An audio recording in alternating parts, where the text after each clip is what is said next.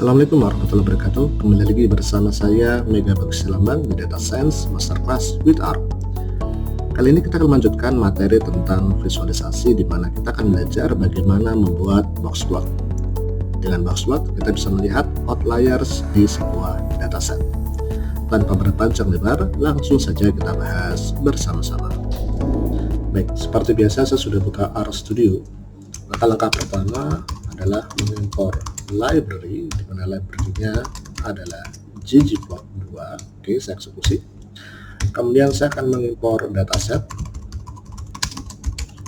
ya, dan datasetnya saya sebut saja dengan nama dataku, ya, seperti biasa. Saya akan menggunakan data empty cars. Ini adalah data yang sudah ada di R Studio, jadi teman-teman tidak perlu mengimpor package apapun. Oke, ya. Kita intip sebentar data seperti apa. Nah, ini adalah data beberapa mobil dan beberapa spesifikasi dari setiap merek mobil ini, ya. Ada kurang lebih ada beberapa baris, ya. Ada 32 baris dan ada 11 kolom. 1 2 3 4 5 6 7 8 9 10 11. Oke.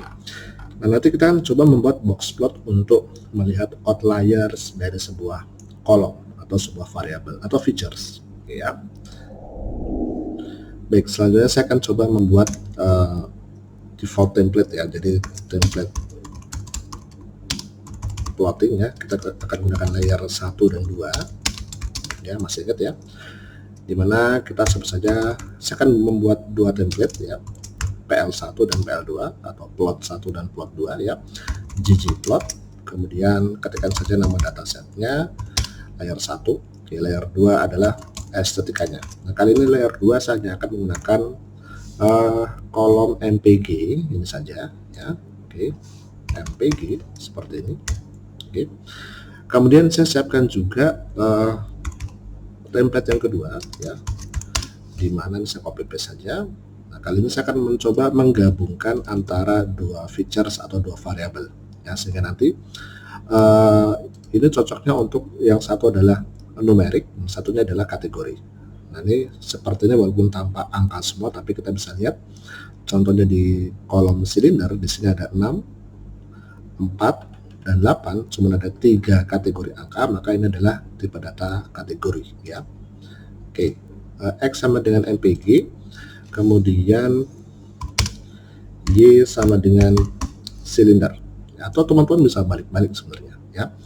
Coba saya kasih contoh misalnya seperti ini. Oke, saya eksekusi. Nah, ini adalah template plot yang pertama, ini besar, ya. Nah, sekarang adalah bagaimana kita membuat layer 3, ya. Sangat mudah sekali, dimana saya tulis dulu membuat plot layer 3 geometrinya, ya. Jadi cukup PL1 ditambah dengan, untuk membuat box plot kita akan gunakan perintah geom_boxplot. Nah, seperti ini, ya. Coba kita akan eksekusi untuk yang template 1. Oke, maka di sebelah kanan, ya, bisa dilihat kita memiliki sebuah box plot, di mana sumbu X-nya sesuai dengan yang ada di STK di sini, ya, sumbu X-nya adalah MPG. Oke. Nah, MPG ini maka dia akan menghitung data satu kolom utuh ini, ya, data satu kolom utuh untuk 32 baris. Sehingga di sini bisa kita lihat, ya, ini adalah sebuah whisker, namanya whisker, dan ini adalah sebuah kotak begitu, ya. Ini adalah Q1, ini adalah Q2 median, dan ini adalah Q3. Ini juga adalah whisker. Dan di sini ada satu titik di sini, ya. Nah, ini adalah sebuah outlier. Apa itu outlier? Outlier adalah data yang sangat ekstrim, di mana kita berpendapat, kita mengasumsikan bahwa data ini berasal dari sumber yang berbeda. Ibaratnya, anggap saja ini adalah sebuah data berat badan mahasiswa atau berat badan orang, ya, atau berat badan satu RT misalnya, ya, atau satu kelurahan. Maka ini ekstrim sekali. Jadi berat badan misalnya antara 30 kilo sampai paling kecil, ya, minimum 30 kilo, maksimum adalah 120, maka ini di sini contohnya adalah data ekstrim, ya, misalnya 180 kilo. Nah, seperti itu. Data yang terlalu besar, di mana dia dianggap sebagai data ekstrim yang bukan bagian dari data keseluruhan ini. Oke, ya. Nah, nanti kita akan coba mempelajari ini lebih detail dengan adanya kolom lain. Nah, bagi teman-teman yang bingung apa sih atau seperti apa cara perhitungan Q1, Q2, Q3, Q itu adalah kuartil ya, kuartil 1, kuartil 2 atau median nama lainnya. Kuartil 3 ya, cara perhitungannya adalah cukup diarahkan kursor kita ke Geoboxplot, kemudian ketikkan di keyboard F1 ya, maka kita akan pergi ke tampilan help. Nah, ini dia ya. Nah, ini adalah deskripsi tentang bagaimana Geoboxplot atau bagaimana boxplot dibuat melalui library ggplot2.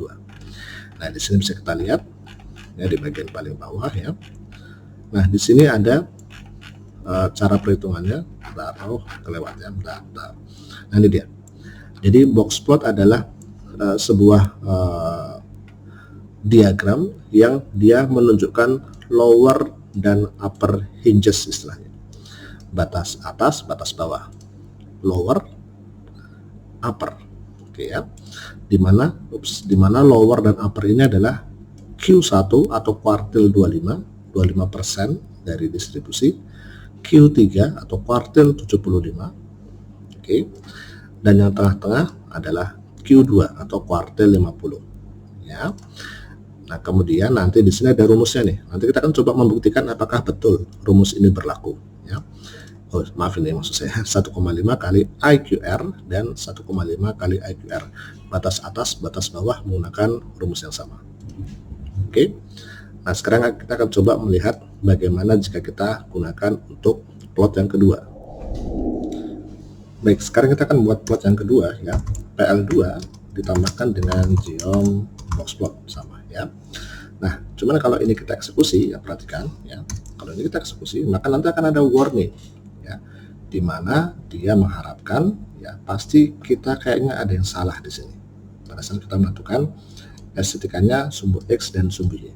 Kalau kita perhatikan ya, di sini MPG-nya sudah betul numerik ya, tapi silindernya harusnya dia adalah berupa faktor ya. Karena boxplot nanti akan memisahkan beberapa boxplot berdasarkan kategorinya. Oke, jadi bagaimana cara merubah CYL atau silinder ini menjadi kategori? Maka cukup tambahkan saja di sini ya faktor. Nah, seperti ini ya. Ini masih ingat ya di materi-materi awal ya. Ada tipe data kategori ya, adalah kita gunakan faktor ya. Kita eksekusi dulu. Kemudian kita eksekusi ulang yang line 13. Oke ya. Nah, sekarang akan tampak seperti ini ya. Nah, format boxplot itu bisa bebas ya, dalam artian ada yang orang suka membuat boxplot horizontal, ada yang suka membuat boxplot vertikal ya. Kalau vertikal maka mudah saja, ini kita cukup ganti saja, tukar saja, ini yang menjadi Y, ini yang menjadi X. Nah, seperti ini ya. Saya eksekusi ulang, yang ini juga saya eksekusi ulang ya. Maka sekarang menjadi modelnya adalah vertikal ya. Nah, kemudian sekarang kita akan coba mengamati bagaimana yang khusus untuk silinder 8. Perhatikan di sini sekarang menjadi kategori ya. Ada 4 kategori silinder ya. Silinder 4 silinder, 6 silinder, dan 8 silinder. Nah, di sini ada 2 titik, artinya diketemukan 2 outlier. Kita akan coba buktikan apakah betul cara perhitungannya akan membuat plot seperti ini. Ya, tadi di bagian dokumentasi sudah dibahas bahwa untuk bisa mendeteksi batas atas dan batas bawah, ini maksud saya batas atas, batas bawah, ya, maka itu harus dihitung, itu adalah Q1, Q3, maksud saya batas atas adalah batas atas outlier ya. Jadi 1,5 kalikan jarak antara Q3 dengan Q1. Nah, di sini ada 1,5 IQR. Nah, IQR adalah jarak antara Q3 dengan Q1. Jadi cukup Q3 kurangkan Q1 ya. Oke, saya akan langsung tunjukkan saja ya. Di sini akan coba kita akan mengecek perhitungan outlier. Ya, kita akan gunakan library DPLYR. Ini hanya untuk memfilter saja ya. Masih ingat ya materi DPLYR, nanti saya akan cek di pembahasan video-video sebelumnya ya. Kemudian saya akan filter sebut saja adalah data kedua adalah filter ya. dataku, kita akan fokus membahas yang silindernya adalah 8. Kita akan fokus ke yang sini.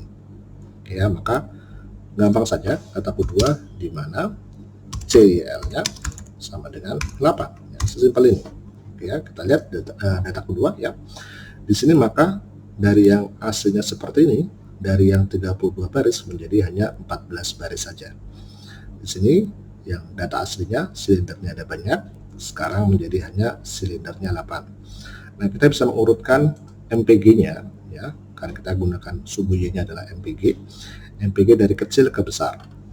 Oke, ya, perhatikan di sini ya.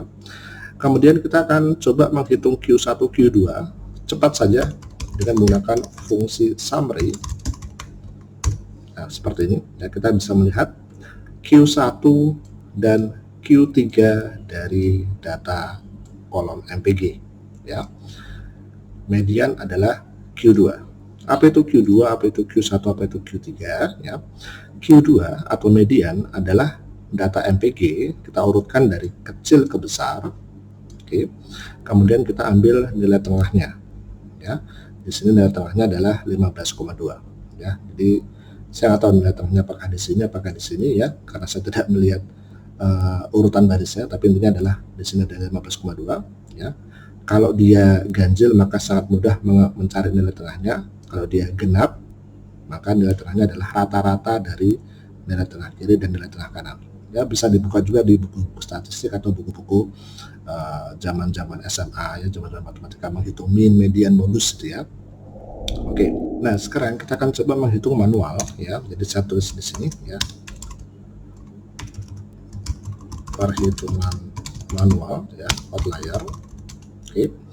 Nah, kalau di dokumentasi sini ya, dikatakan bahwa outlier adalah mereka yang keluar dari batas 1,5 IQR ya. IQR adalah selisih dari Q1 dan Q3. Oke, maka kita hitung saja dulu IQR ya. Kita samakan dengan menggunakan kapital ya. Jadi IQR adalah, oke, kita tulis saja ada di sini ya, 16,25 dikurangkan dengan 14,4. Oke, kita eksekusi ya, kita dapat IQR di sini 1,85. Oke. Nah, sekarang kita akan hitung batas atas dan batas bawah ya. Kalau di sini mereka di dokumentasi menyebutkannya dengan istilah hinge ya, hinges ya. Lower dan upper. Lower batas bawah, upper batas atas. Oke ya. Nah, bagaimana cara menghitung ya, adalah dengan Q1 kurangi ini dan Q3 plus ini. Oke, kita tulis saja dulu batas bawah. Batas bawah maka kita gunakan Q1 ya. Q1-nya tadi adalah 14,4 ya. 14,4 dikurangi 1,5 kali IQR ya. 1,5 IQR dari mana? Dari ini. Oke ya. Kita eksekusi dulu. Oke ya. Batas atas adalah Q3 ya. Q3-nya adalah 16,25 ya. 16,25 ditambahkan dengan 1,5 kalikan IQR. Oke, seperti ini. Ya. Kita dapatkan batas bawah adalah 11,625, batas atas adalah 19,025 ya. Baik, sekarang kita akan coba bandingkan dengan hasil plotnya ya. Oke, kita juga coba lihat datanya ya. Jadi ini kita sudah urutkan dari kecil ke besar ya. 10,4 paling kecil, 19,2 paling besar, sama dengan yang ada di sini. 10,4 paling kecil, 19,2 paling besar ya. Kita lihat batas bawah ya. Batas bawah adalah 11,625. Oke, kita lihat data di sini ya. Batas bawah adalah 11,625.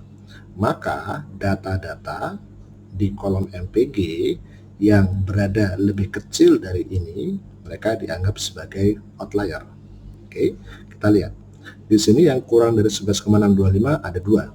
10,4 ya. Ya, ada satu sebenarnya, ini 2 baris ya. Ada 10,4. Ini masih berada dalam zona ini. Di atas 11,625. Maka ada satu outlier di sini. Outliernya adalah 10,4. Kalau kita perhatikan di sini ya, ini adalah 10,4. Perhatikan 10 sumbu Y-nya ya. Yang naik dikit maka ini adalah 10,4. Oke.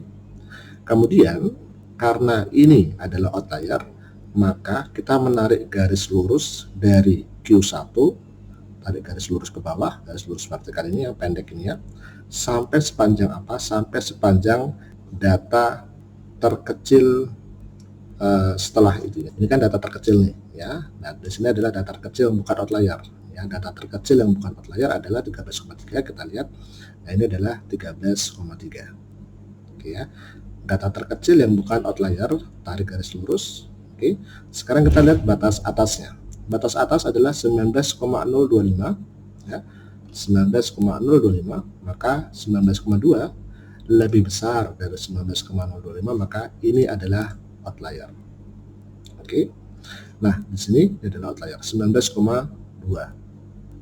Oke ya, sementara yang ini data terbesar yang bukan outlier adalah 18,7, maka kita tarik garis lurus sepanjang mungkin sampai mencapai 18,7. Oke ya, di sini 18,7. Jadi dekat sekali antara 18,7 dengan 19,2. Kalau ini tadi agak cukup jauh ya, antara 10,4 dengan 13,3. Oke, ini adalah cara membuat box plot ya. Dengan library ggplot, kita dengan mudah membuat box plot dan kita sudah membuktikannya bahwa perhitungan yang mereka lakukan sudah betul. Dan kita pun juga belajar bagaimana cara membuatnya ya. Baik, sekarang kita akan coba menghias plot kita ya. Atau pertama saya akan tunjukkan bagaimana cara menukar sumbu ya, sumbu. Jadi kalau tadi kita sudah lakukan seperti ini ya, PL2 given box plot ya, oke, seperti ini, maka kita bisa menggantinya dengan tambahkan keterangan coord flip ya, seperti ini. Kalau kita eksekusi maka kita dengan mudah menukar yang jadi sumbu X jadi Y, yang Y sekarang jadi X ya, gunakan coord flip ya. Saya kembalikan lagi ke yang seperti biasa, kita gunakan vertikal seperti ini. Oke. Kemudian kita juga bisa mengganti warnanya, mengganti warna ya, dimana PL2 tambah given box plot, saya copy paste saja. Oke. Kemudian saya tambahkan di sini fill sama dengan misalnya warna kuning, yellow ya, maka nanti di sini warnanya kuning. Oke. Atau kalau teman-teman ingin ini menjadi warna yang berdasarkan kolom lain, maka seperti biasa kita gunakan AS ya. Baru nanti di sini fill sama dengan ya, misalnya mau berdasarkan kolom apa ya, misalnya berdasarkan kolom silinder ya, dimana kolom silindernya pastikan dia berupa faktor seal seperti ini ya. Maka kalau kita eksekusi akan nanti dia berubah warna sesuai dengan kategorinya. Silinder 4 warnanya merah, hijau, biru dan sebagainya. Oke ya. Atau misalnya kita mau menggunakan temanya adalah black and white, maka theme BW black and white, eksekusi, maka plot kita menjadi warna hitam putih. Kalau tadi backgroundnya agak sedikit keabu-abuan ya, kemudian tidak ada border ya, tidak ada pinggirannya garisnya. Nah, sekarang kita sudah ada pinggiran garisnya, warna backgroundnya juga putih ya. Ini lebih cocok untuk publikasi. Oke, ya. Jadi itu tadi ya, kita sudah belajar cukup banyak ya. Kita sudah belajar bagaimana membuat box plot, bagaimana mendeteksi outlier, bagaimana menghitung batas atas, batas bawah sekaligus menghitung IQR, dan tentunya bagaimana merubah-rubah warna yang ada di box plot ya. Di materi-materi saja kita akan belajar yang tidak kalah seru ya. Jadi saya harap tetap semangat ya. Dan sampai jumpa lagi di pertemuan-pertemuan Data Science Masterclass di episode berikutnya. Assalamualaikum warahmatullahi wabarakatuh.